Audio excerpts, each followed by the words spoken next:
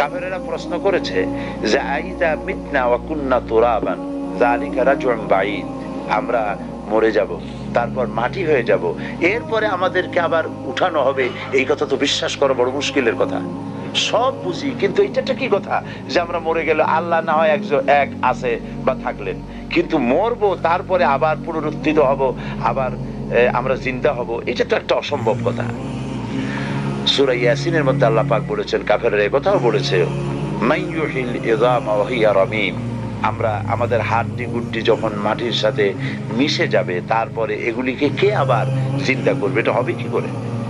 আল্লাহ পাক এসব কথার জবাব দিয়েছেন। আল্লাহ পাক বলেছেন, আইহাসাবুল ইনসানু আন ইউতরাকা সুদা, মানুষ কি ভেবেছে যে তাকে এমনি এমনি ছেড়ে দেওয়া হবে? তাকে এমনি এমনি ছেড়ে দেওয়া হবে না। আলাম ইয়াকুন নুতফাতাম মিন মানিয়্যিন ইউমনা, একথা কি তোমরা জানো না যে তোমাদেরকে এক ফোঁটা নিক্ষিপ্ত নাপাক পানি থেকে তোমাদেরকে সৃষ্টি করা হয়েছে। সুম্মা কানা আলাকাতান ফাখালাকা ফাসাওয়া, এরপরে সেই পানি ফোঁটাকে, সেই নাপাক পানি ফোঁটাকে রক্তপিণ্ডে পরিণত করা হয়েছে, তারপর সুন্দর করে সুগঠিত করা হয়েছে। ফাজআলা মিনহু যাওজাইনিজ যাকারা ওয়াল উনসা, এরপরে মায়ের পেটের ভিতরে কোনটাকে পুত্র সন্তান করা হয়েছে, কোনটাকে কন্যা সন্তান করা হয়েছে। আলাইসা যালিকা বিকাদিরিন আলা আইয়ুহিয়াল মাউতা, যে আল্লাহ পাক এভাবে বিনা অস্তিত্ব থেকে অস্তিত্ব দান করতে পারলেন, সে আল্লাহ কি তোমাকে মৃত্যুর পরে চিন্তা করতে পারবেন না? মাশাআল্লাহ, একেবারে মুমিনের মতোই জবাব দিয়েছেন, আলহামদুলিল্লাহ বলি। আল্লাহ পাক প্রশ্ন করেছেন, আলাইসা যালিকা বিকাদিরিন, আল্লাহ পাক, এই আল্লাহর পক্ষে কি এটা সম্ভব নয় যে তিনি মৃত্যুকে চিন্তা করতে পারবেন? মরা দানা থেকেই তো তিনি গাছ ফলান, সেই গাছকে বিশাল আকৃতি দান করেন, এটা যে আল্লাহ পাক পারেন, সে আল্লাহ তোমাকে আবার চিন্তা করতে পারবেন। আল্লাহ পাক বলেছেন, আআনতুম আশাদ্দু খালকান আমিস সামাউ বানাহা, তোমাকে সৃষ্টি করা কঠিন না ওই বিশাল আকাশটাকে কঠিন তৈরি করা কঠিন? অত বড় বিশাল আকাশটাকে যে বানাইছেন, আর তোমাকে বিনা অস্তিত্ব থেকে যিনি অস্তিত্ব দিয়েছেন, হাল আতা আলাল ইনসানি হিনুম মিনাদ দাহরি লাম ইয়াকুন শাইয়্যান মাযকুরা, মানুষের জীবনে কি এমন এক সময় এসেছিল না যে সে কোনো বিষয়বস্তু হিসেবে পরিগণিত ছিল না, পৃথিবীতে কোনো অস্তিত্বই ছিল না, কোনো নাম নিশানা ছিল না, সেইখানে অস্তিত্বে আনলেন তোমার কৈশোর, তোমার যৌবন, তোমার বার্ধক্য, ছেলে মেয়ে সবকিছু দিয়ে টিয়া, তারপর আল্লাহ মৃত্যু দিলেন যে আল্লাহ পাক, সে আল্লাহ পাক তোমাদেরকে আবার জিন্দা করতে সক্ষম হবে, অবশ্যই হবে। পরকালের সেই দিনটি সম্পর্কে আমাদেরকে সতর্ক হতে হবে এই কারণে যে পৃথিবীর কোনো আদালতে মানুষ যদি কারো বিরুদ্ধে কোনো কেস হয়, তাহলে লোয়ার কোর্টে যে কেস হলো, এখানে যদি কেউ হেরে যায় তাহলে হাইকোর্ট করা যায়, হাইকোর্টে যদি হেরে যায় তাহলে সুপ্রিম কোর্ট করা যায়, সুপ্রিম কোর্টেও যদি সে হেরে যায় তাহলে প্রেসিডেন্টের কাছে আপিল করা যায়, এই সুযোগ পৃথিবীতে আছে।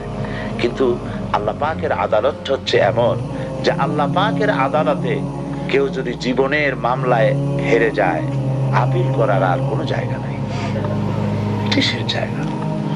পৃথিবীতে কেউ যদি পরীক্ষায় একবার ফেল করে, মেট্রিক পরীক্ষা দিয়েছে ফেল করেছে, আবার পরীক্ষা দিয়ে পাশ করার সুযোগ আছে, আবার ফেল করলো, আবার পরীক্ষা দিয়ে পাশ করার সুযোগ আছে, 1000 বার এরকম পরীক্ষা দেবে, ফেল করবে, পাশ করার সুযোগ আছে সারা জীবন।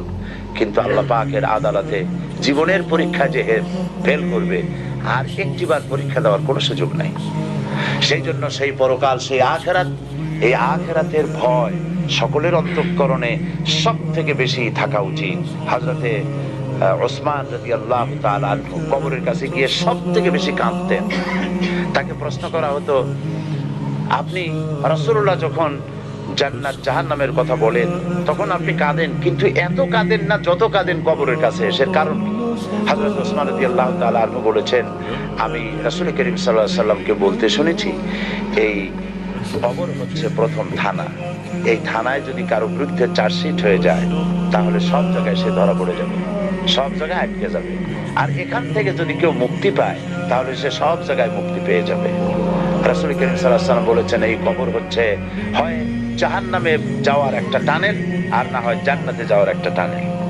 সেজন্য আমল তৈরি করতে হবে পরকাল ভিত্তিক, পরকালকে সামনে রেখে সেই চিন্তা করে। এখন এই পরকাল, এই আখিরাতটা যে হবে সে কথা কোরআন শরীফে আল্লাহ পাক বহু জায়গায় বলেছে। আমি আপনাদেরকে বলেছি যে 10 পারার সমান হবে কোরআন শরীফে, 10টা পারা এক জায়গায় করলে যা হবে, আখিরাতের কথা এক জায়গায় করলে তাই হবে। এত কত কথা আল্লাহ পাক পরকাল সম্পর্কে বলেছেন।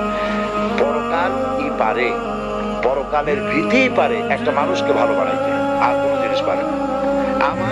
আমি যে কথা বলছি এই কথার জবাব কিয়ামতে আল্লাহর কাছে দিতে হবে, এই অনুভূতি কেবলমাত্র আমার কথা থেকে আমাকে সতর্ক করতে পারবে।